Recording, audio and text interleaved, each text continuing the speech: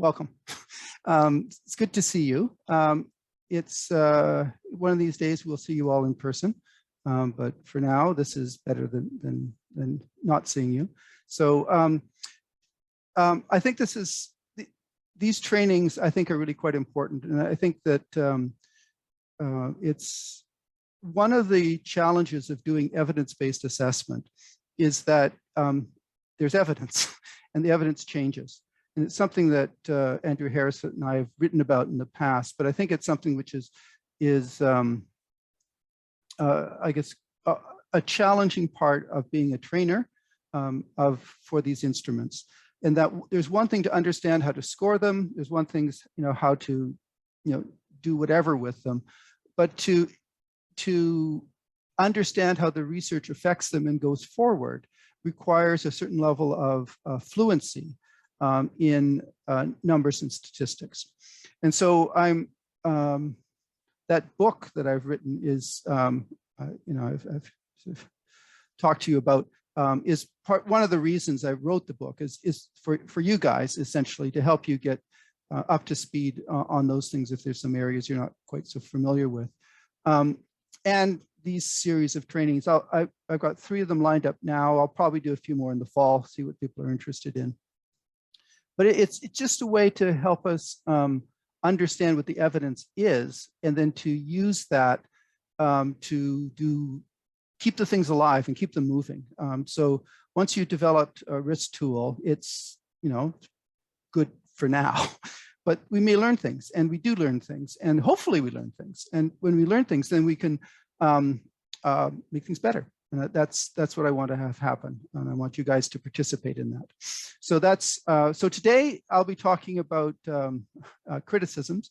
This is sort of a broad overview, and I'll be talking about some very specific things that people talk about, as well as some more general principles that you need to pay attention to.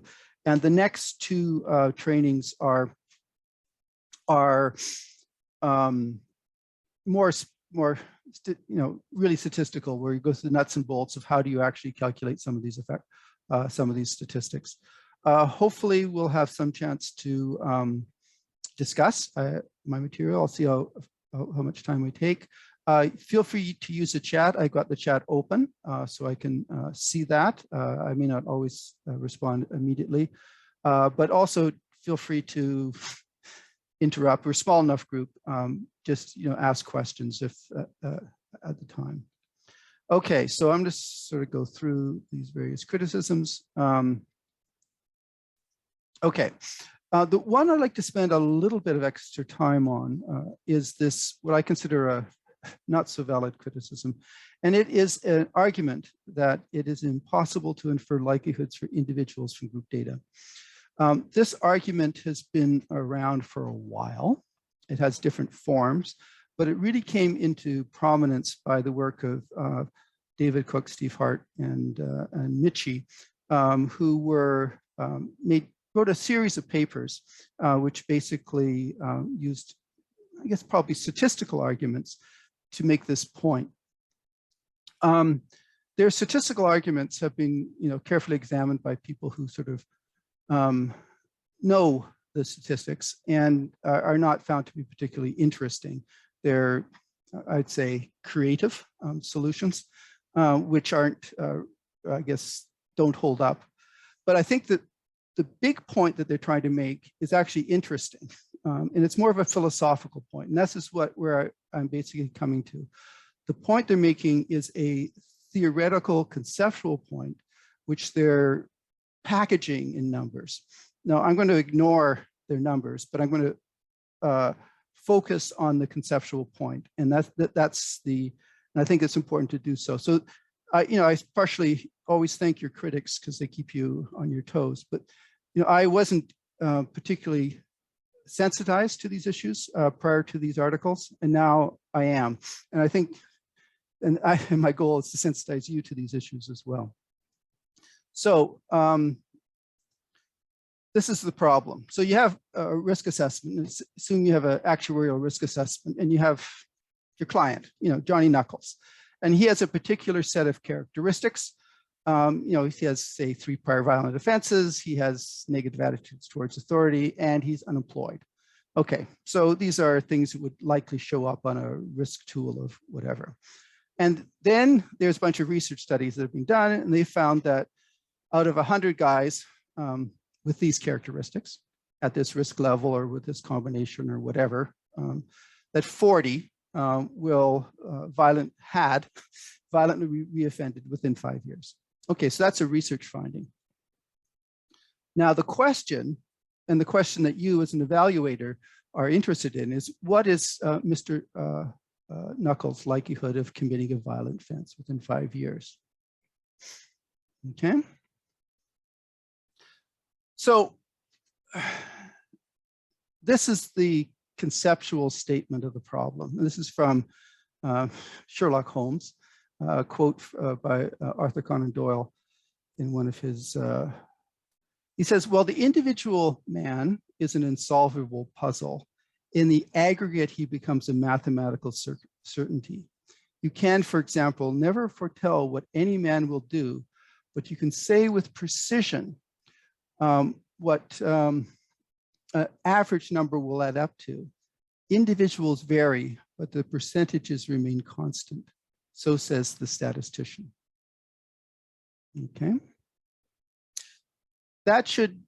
You should sort of recognize that, because that's a common way of thinking.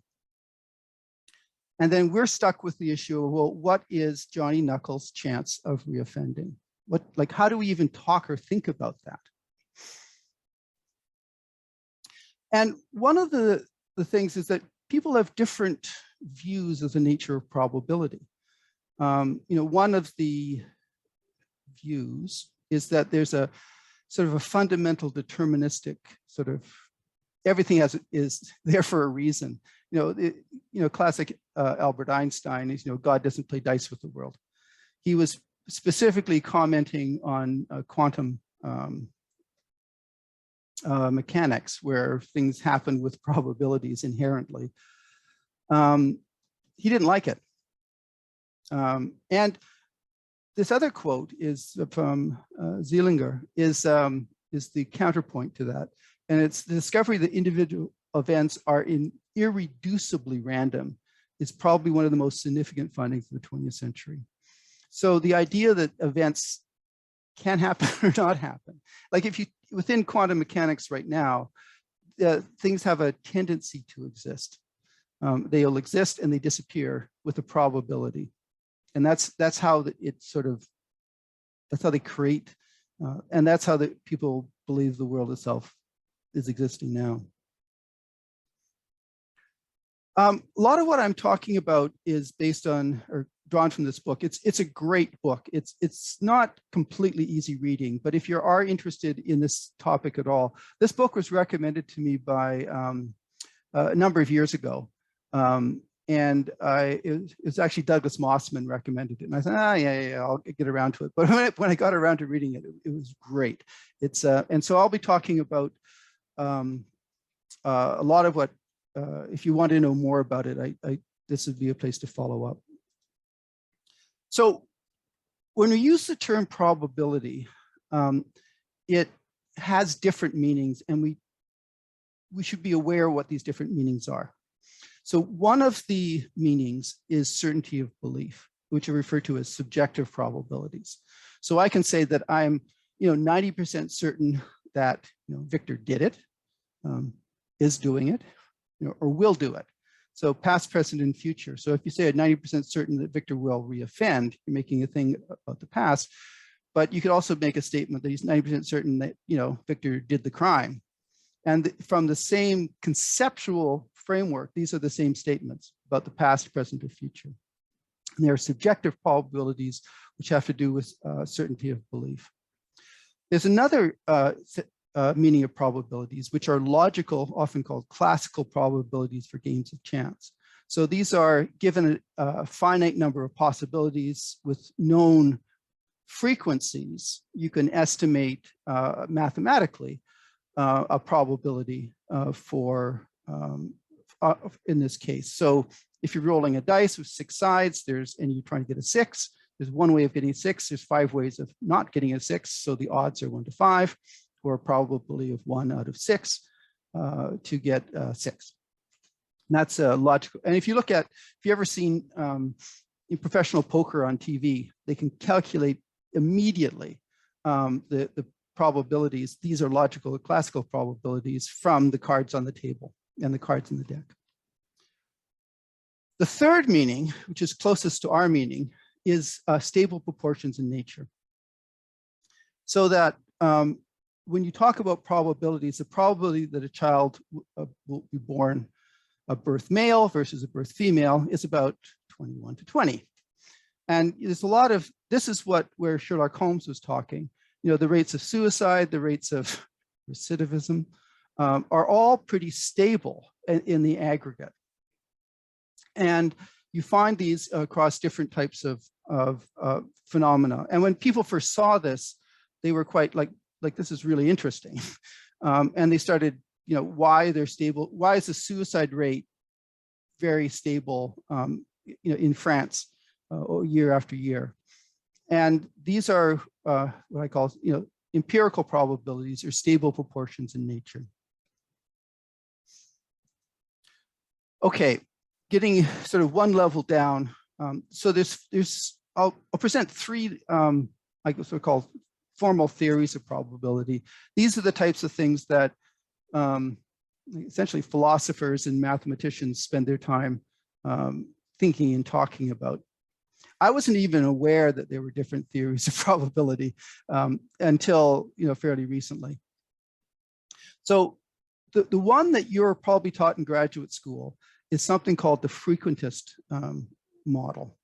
And in the frequentist model, probabilities are mathematical abstractions. Specifically, they're the limits of an infinite series. So if you were talking about what's the probability of a fair coin flipping a heads, it is, if you flip the coin forever, what number of heads would you get? And if it was a fair coin, that number would be, you know, exactly 50%.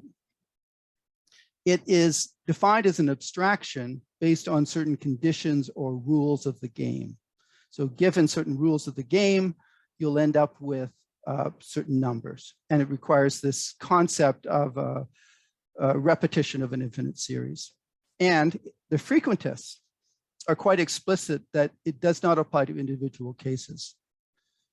So from the frequentist model, you can't say that somebody's probability is 50%. They're either heads or tails. They're not half a heads or 50%. It doesn't make sense within that conceptual model. And for many people, this was the only model you were taught. Like I got a stack of statistics textbooks from my graduate schools, and almost all of them are based on frequentist. All the p-values you talk about, confidence intervals, almost all of those are within the frequentist model. The second one is the Bayesian model. And these comes back to the subjective probabilities. Here, the probabilities aren't features of nature. They're certainty of belief. They're a judgment. Like, what do I think? How confident am I about what people are like or will do? And from the core concept, it's I guess the basis of a rational bet. Given all the information you have, what's your best guess about what's going to happen or has happened? There's a third model, which is the propensity model, which is associated with Sir Karl Popper, who's a philosopher of science. And it's a variation of the frequentist model. And he basically believes that probabilities are features of nature and that things have propensities to behave certain ways. And individual things, he would argue, have a propensity. So if you have any particular, things, example he gave had to do with the rate of radioactive decay of, pure radium.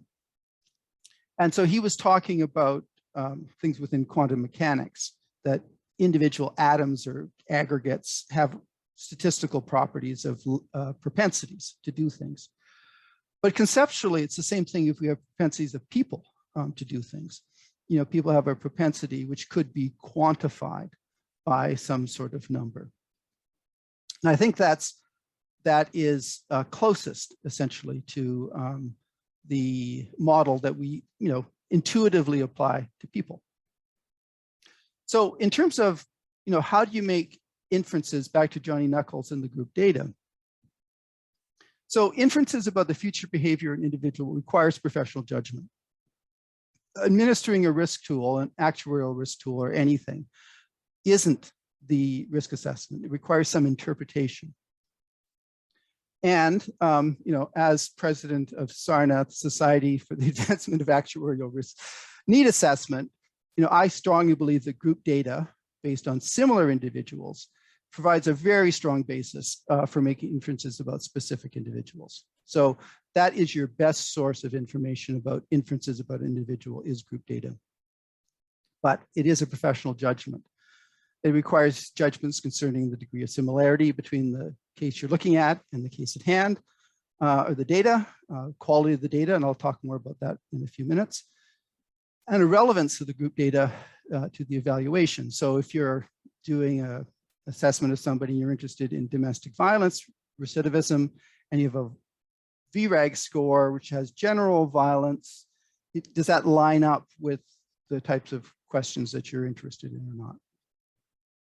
And the same logic applies to risk factors as it does to recidivism rate estimates. The example I give in my book is I was reading a report by I'd say a competent evaluator who was doing a DO assessment. And she, said things like he has, pedophilic interests, which increases his risks.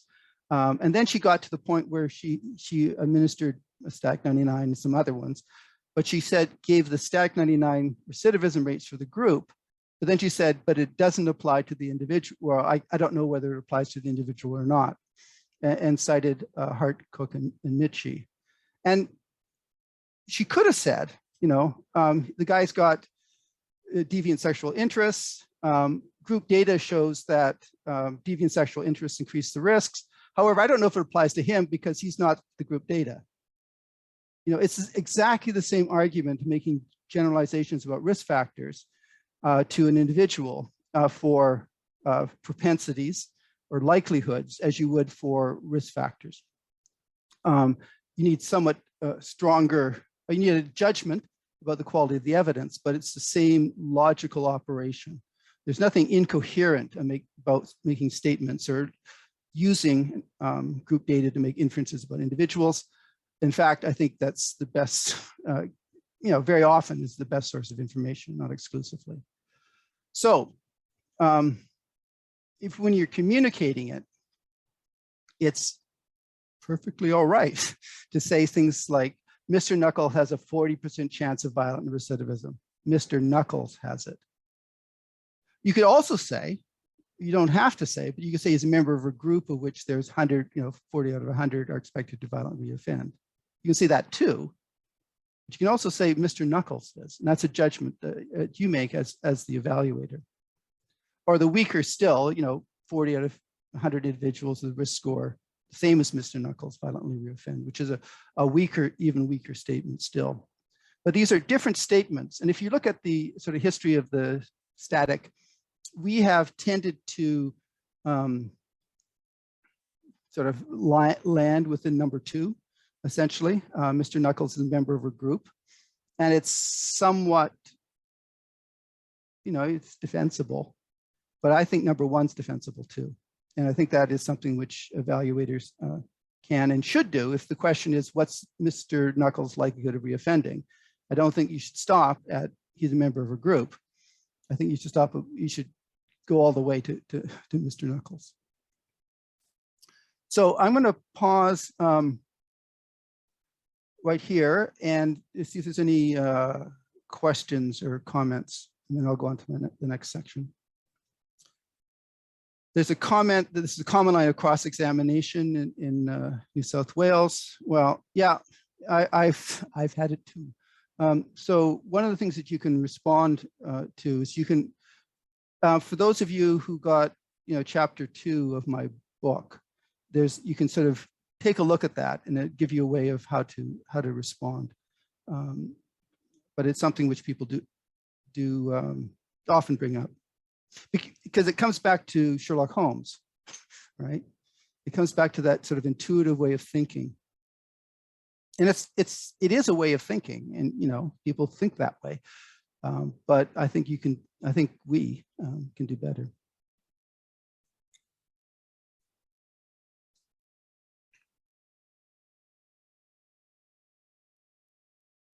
Yeah, the next question has to do with rounding.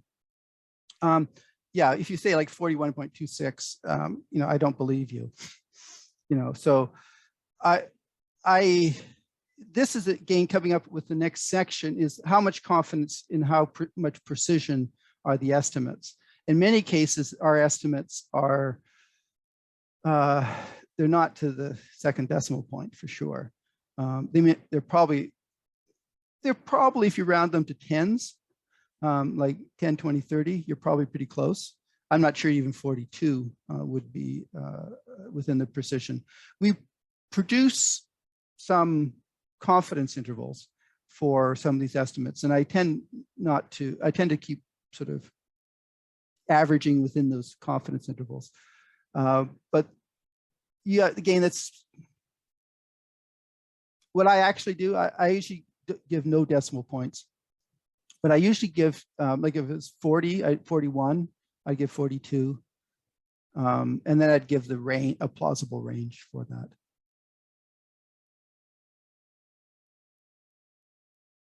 Anything else? Okay. Next, valid criticisms. Okay, there's lots. And what I'm going to do is I'm going to go through the criticisms and just sort of highlight them, and then make a couple of comments about where the static, stable, acute risk tools sort of fall in these ones. One of the criticisms is low predictive accuracy. And what I mean by low is that there's not no. You're not looking at statistical significance. What we're talking about is it's no better than cheap, easier alternatives. And so, you know, unstructured professional judgment is the easiest and cheapest. And it's, in many cases, it works. You know, if you have a guy who's got lots of criminal history and he's always reoffends, you know, he's higher risk. And, you know, you have to do better than that. These are sort of AUC values in the sort of low 0.6s, high 0.59s. Now, one of the things that it's important is to differentiate. There's two features of risk tools which need to be addressed. One is discrimination, or the extent to which recidivists are different from non-recidivists, or relative risk, how much riskier. And then there's calibration, which is the similarity between the expected likelihoods and the observed values in replication studies, or absolute risk. And you need different statistics in order to evaluate different properties. Now, I'm just going to show you a table of, these are different statistics for discrimination and calibration. And so, you know, AUC values, odds ratios, Cox regression,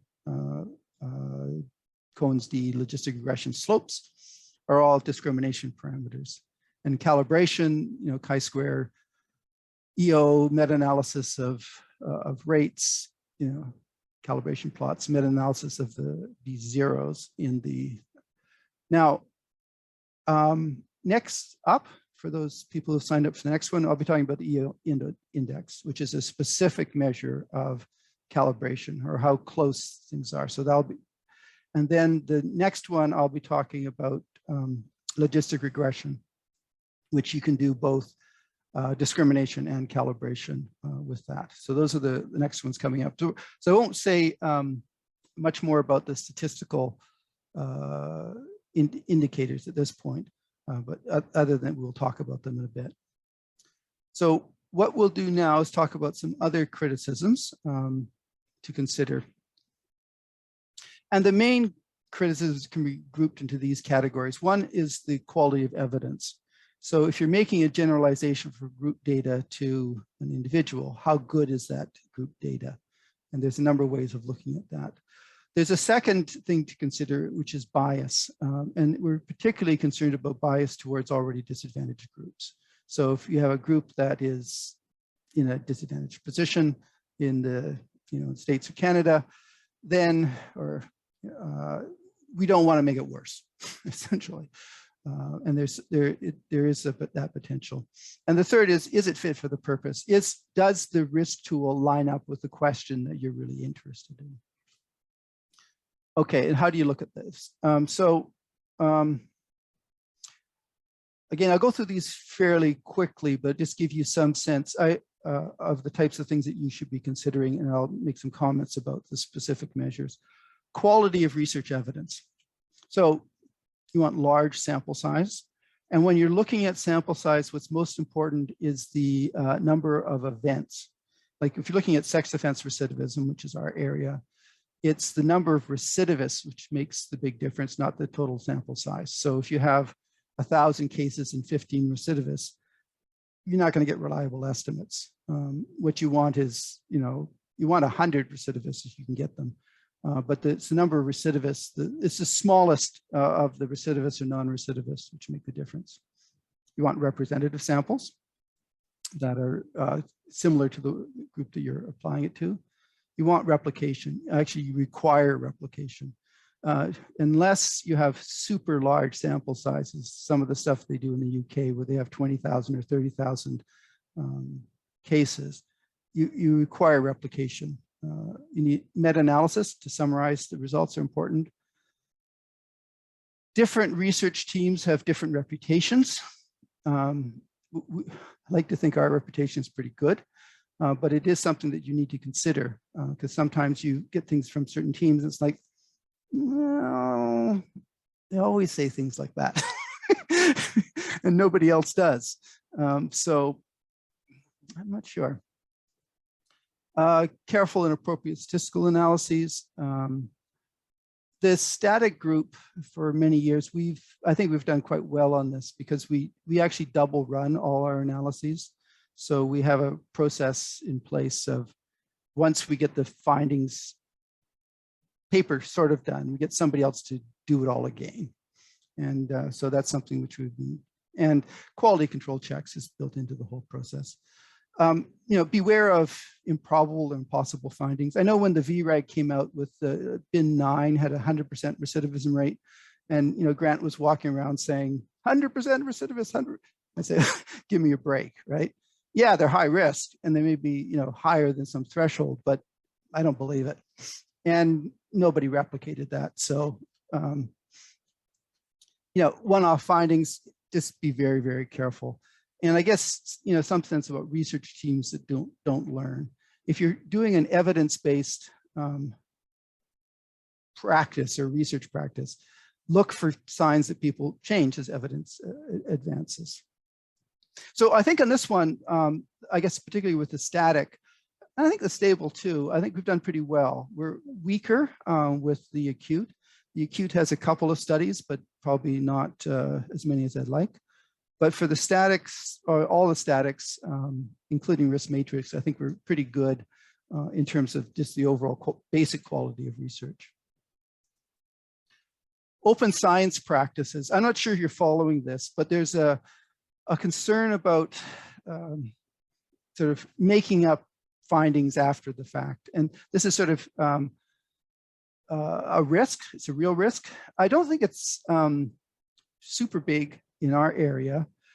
We haven't done particularly well on this, so we don't do pre-registration. We do occasionally share data, but not as much as people would probably like, because most of the data that I have is owned by somebody else, frankly. So we don't do as much of this. This is probably we could do a little bit better, but beware of publication bias. There isn't, in the meta-analyses that have been done, we don't find publication bias, but it's a risk that people, very often people will report small correlations. And again, our concern with things like static and stable isn't zero effects. Like if we're down to, if we're wondering if it's zero, we should pack up and all go home. We're wondering if it's big enough to care about and big enough similar to what we expect. Anyway, I think we could probably do better, something to think about. Protection against overfitting. So there's two protections. One is replication, and I think the static group has done well, or Sarna group has done well in replication. I would say coherent theoretical model, we're working on that.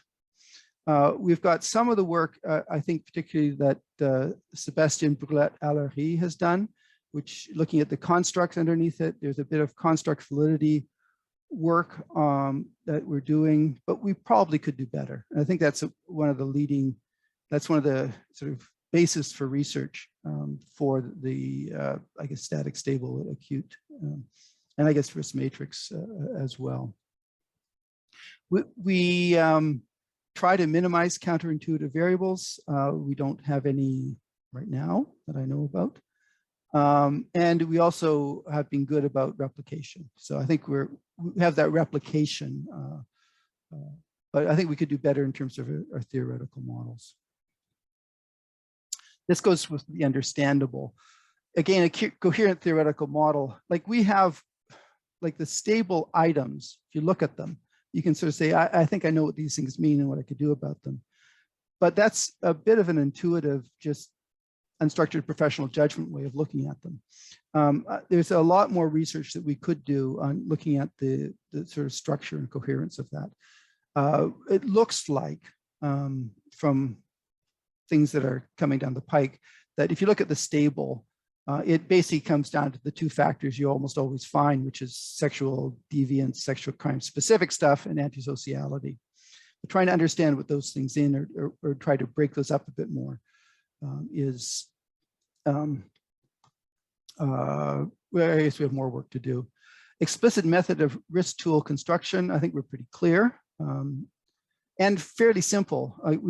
We try to make decisions that are simple for people to follow. So make scoring rules as simple as possible. There's some which are much other, criticize other people who have, opaque algorithms. There's a number out there. We're not using those in Sarna at this point, and I don't think we will. I don't think we'll start getting into complicated machine learning algorithms because I don't think the benefits outweigh the costs. Fair, unbiased. This is something else we could do better at. What you want is having the historically disadvantaged groups explicitly involved in the scale construction. Like they should be at the table when you're deciding which items to include and what the meaning of those items are. We haven't done this. What we've done is, the best we've done is sort of retrospectively check whether it's sort of working with different groups, but that's not really the way to incorporate cultural diversity. Cultural diversity should involve consultation and understanding of these different cultures. What we've found is that there is, it predicts in almost any group, but with the minority groups, the racialized minorities in Canada, US, Australia, New Zealand, it doesn't do quite as well.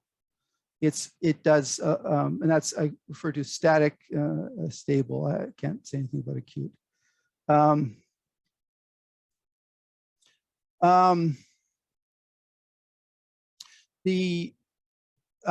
it's something that I think we need to consider more. I guess coming back to the elegance of the, somebody had a chat question about empirical actuarial, that they're air theoretical. Yes and no. You want your tool to be predicting for the right reasons.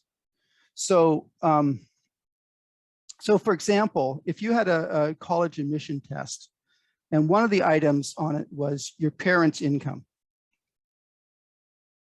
That item, I bet you, would be a good predictor of success in college.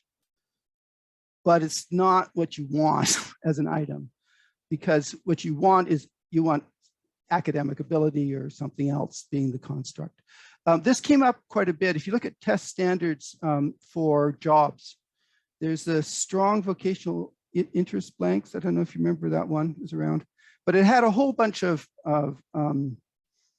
questions about what you like to do. And it's things like, you know, I like watching bullfights, or I like smoking cigars, or I like, you know, various things. And if your scores were a certain profile, they accurately predicted success in certain occupations like manager, lawyer, whatever, real estate developer, tycoon. The trouble is they are reinforcing existing biases. Things like I like smoking cigars was, you know, very class, older white men, right? And so if you want to live in a world of older white men, smoke a cigar, right? But that's not what we want. We want to have risk tools that predict, and it's for the right reasons, that we can sort of say things about them. Now, we can have a theoretical, we can, I mean, we do in some cases, but that's not what we want. And because we want to protect against predicting for the wrong reasons. Anyway, with ethnicity, I think that we've got some more work to do. I think that I know particularly things like the stable in Canada with the Indigenous people is something which it's being used. It predicts, but it doesn't have that convincing, you know, this is really working type of evidence for it. I think we're missing something, and I think this would be, I think some consultation with the groups would actually help there. Okay, comprehensive. Ideally, you'd cover all the things that you need to know, and based on a theoretical model. You never get it. What you mostly get is comprehensive, like you get most of them.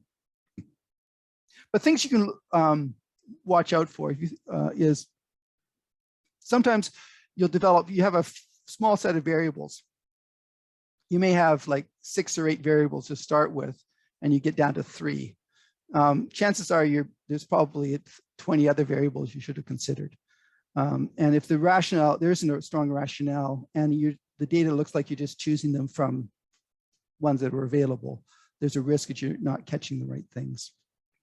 I think with static, we originally could have been criticized for this. As it turned out, we got most of them. Like when we tried with static 2000 and with static 99, we used what we got. With static 2002, we thought through the variables. And it did a little bit better, but not a lot. We didn't end up with a big jump. Where you get the jump up is when you get different sources of information. And I think adding stable, for example, bumps it up, bumps up the predictive accuracy, because you get different types of information from there. Whereas I think we're doing, if you do the static stable acute combination, I think you're probably covering most of the bases. But, and I think as it turns out, static as a static measure actually does, either static measure does pretty well, but that was a little bit by chance. Fit for purpose. So you have to look at what the outcome is that you're assessing with the question, with the data collected. I won't say much more about that, except I guess it's important to look at what the sampling frame, who is it they're intended to be. And I think part of what we're doing with the routine versus high risk, high need helps a little bit in matching up the sampling frame for the decisions at hand. Again, we've tried to keep it simple. We haven't succeeded. We have a 100-page coding manual.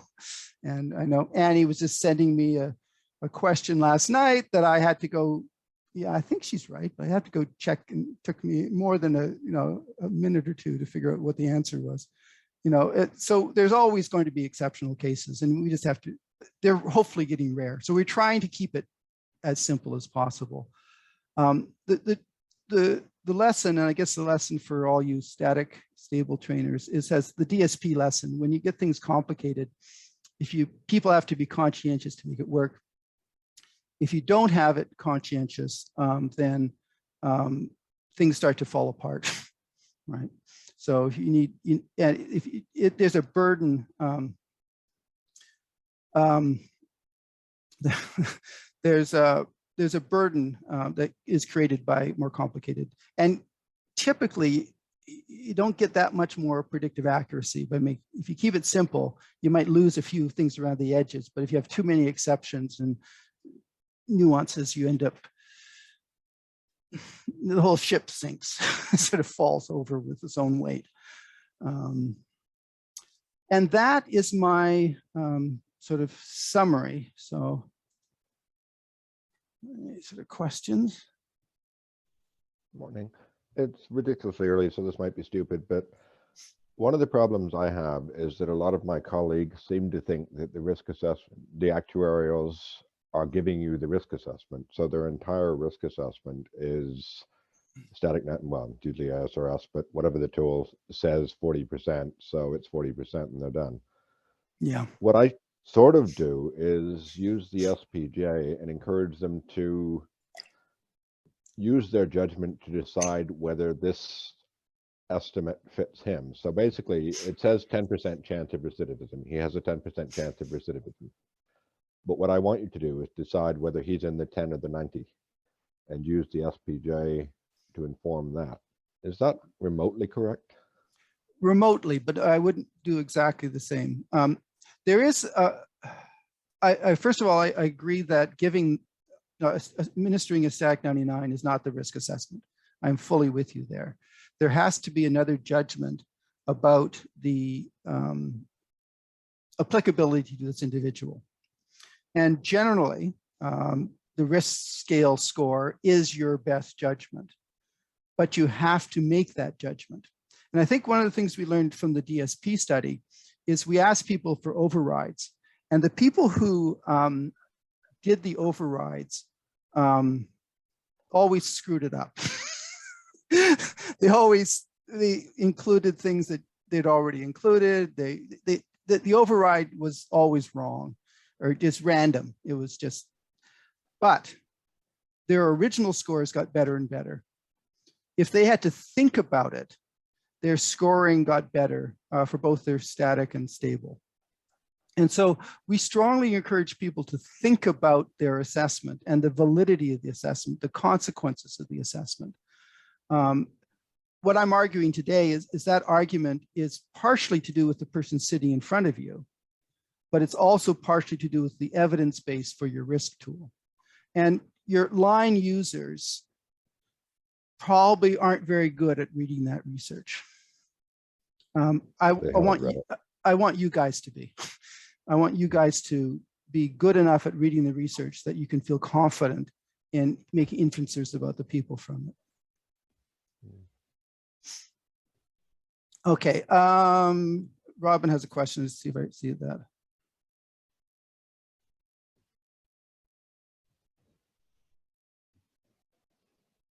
Yeah.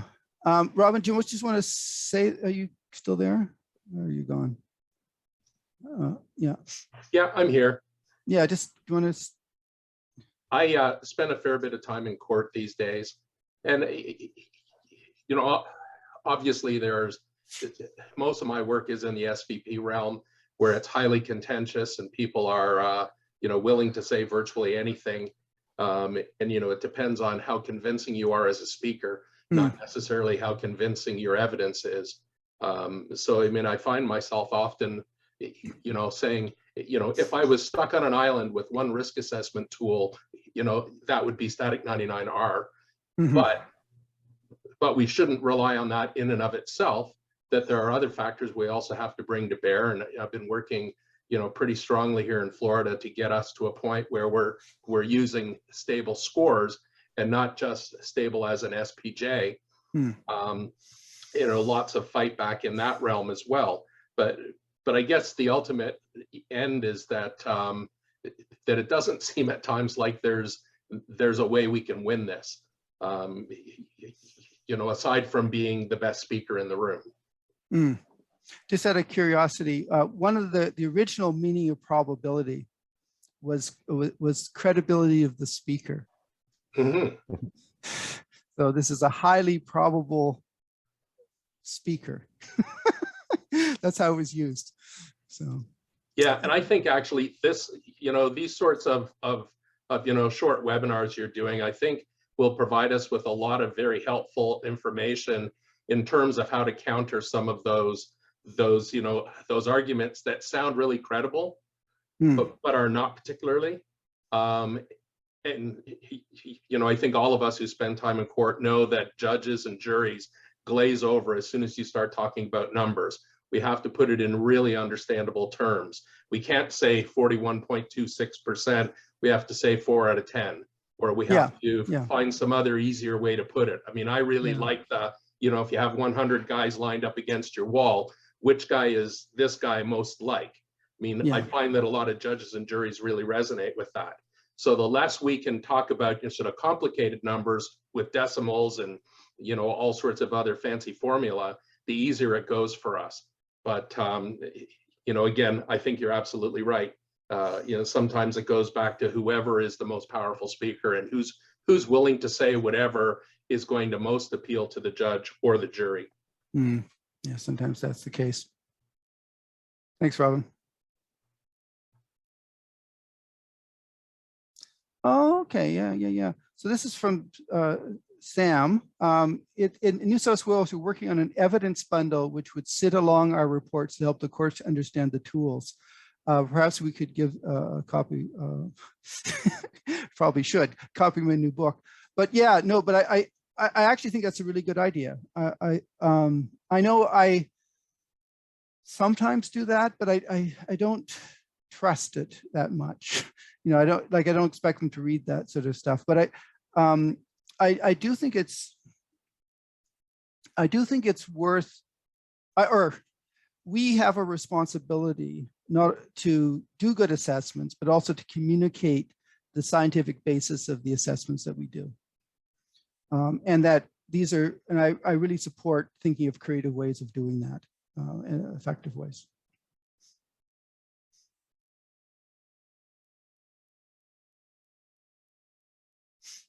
Do you have a quick counter argument to the statement, low risk is not no risk? I assume it's an international problem, and our parole board simply will not release people because 5% is still too high. Yeah, so my argument against low risk is no risk is I use references to groups that aren't subject to whatever it is that you're doing. So I use references to things like the rate of sexual offending among people with a criminal conviction but no sex offense history. So we have a number for that. We also have a number in some of my more recent stuff. I haven't published it yet. Andrew, that's a paper that we're working on that is looking at the rate of spontaneous out of the blue sexual offending for the general male population, like regardless of whether they have criminal history or not. And if you can get people into those ranges, you can say, this is no different from people who you're not considering to be, quote, sex offenders or not considering to be at high risk. So like if it's a parole decision, what's the rate of sexual reoffending among people with no sex offense history on parole? And I'm sure it's a number, and that it's not going to be tiny. It's going to be a real number. And you can say this guy's down into that range. He's not indistinguishable. And anyway, that's how I respond to that one. In the interest of time, thank you all for being here. Hope it was helpful. And we'll see many of you in a month or so. Okay, take care.